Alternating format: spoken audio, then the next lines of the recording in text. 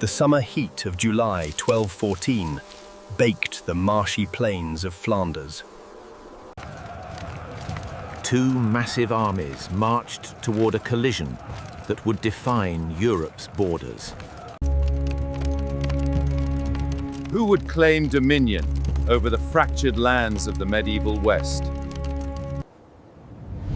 Subscribe now to witness the strategic mastery of medieval warfare.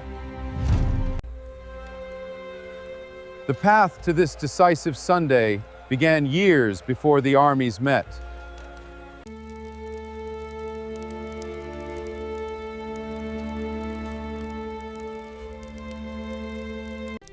He sought to consolidate power and expel foreign influence.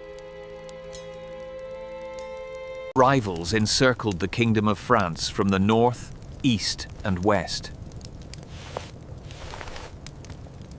He forged a deadly alliance to crush the French.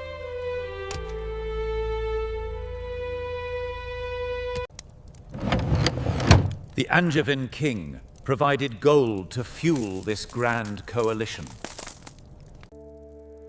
Rebellious counts in Flanders joined the imperial cause against their French overlord.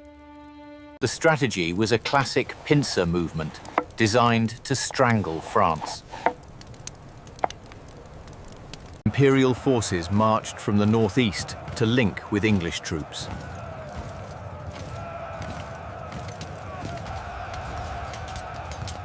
The coalition army boasted superior numbers and diverse troop types. They fielded heavy infantry from the Low Countries and Saxon knights.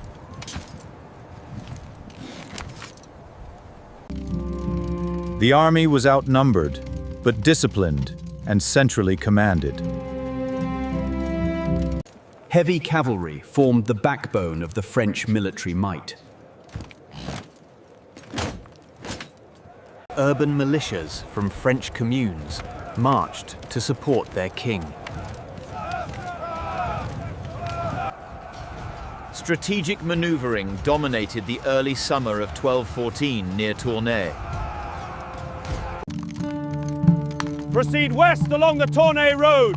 Maintain the pincer.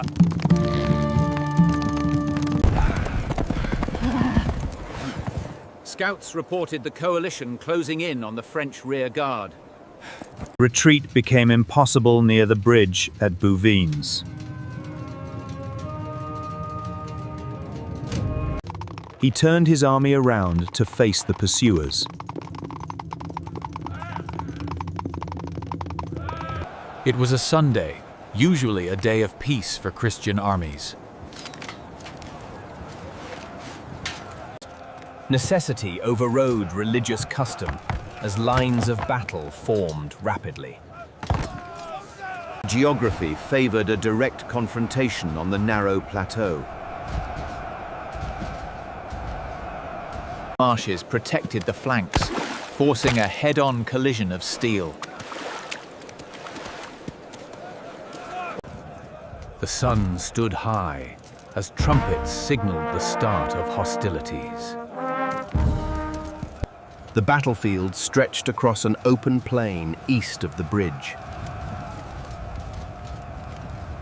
The French right wing engaged the Flemish knights first.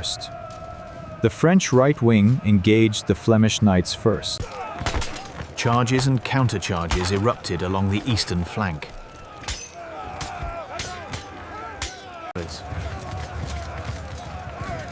The French cavalry displayed superior cohesion in the initial clash. Meanwhile, the center became a chaotic swirl of banners and dust. Their soldiers pushed hard against the enemy's center line. They used long pikes to repel the mounted French nobility. The communal militias fought bravely to hold the center ground. He was unhorsed and nearly killed by enemy hooks. Loyal knights rushed to rescue the ruler from the melee. They remounted him and stabilized the wavering French line.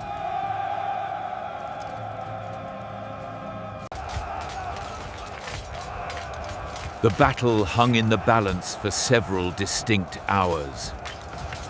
He led a counterattack to break the deadlock.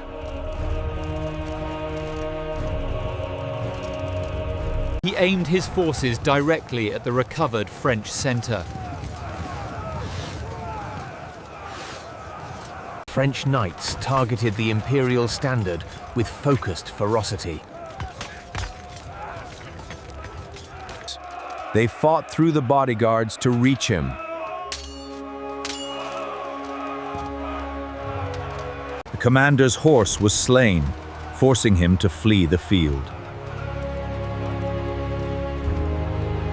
Panic spread through the Imperial ranks upon seeing their leader run.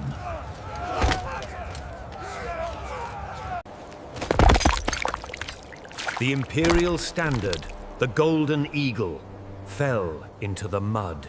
The coalition centre collapsed under renewed French pressure. On the left wing, the coalition forces broke and scattered. Only the stubborn Flemish squares remained defiant in the chaos.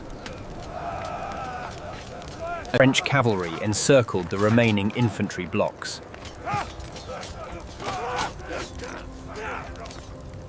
They launched repeated charges to break the defensive formations. The traitorous Count fought until he was physically overwhelmed.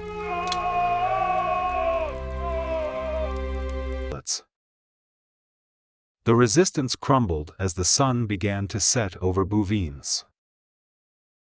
Hundreds of prisoners were taken as the rout began. Captives filled the French camp as night fell on the battlefield. Its victory was absolute and decisive.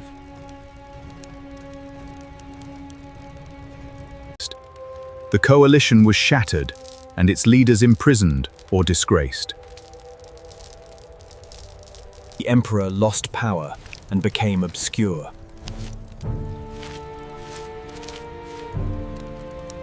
The Angevin king faced rebellion at home, leading to the Magna Carta. France emerged as the dominant power in Western Europe. Centralized royal authority replaced the fractured feudal system.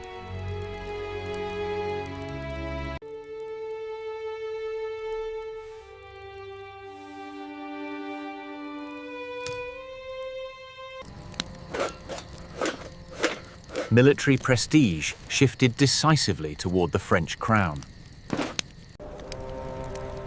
This Sunday in 1214 changed the trajectory of medieval history.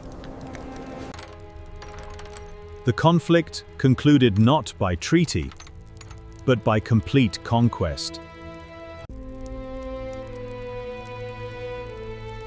The art of war had crowned a new leader.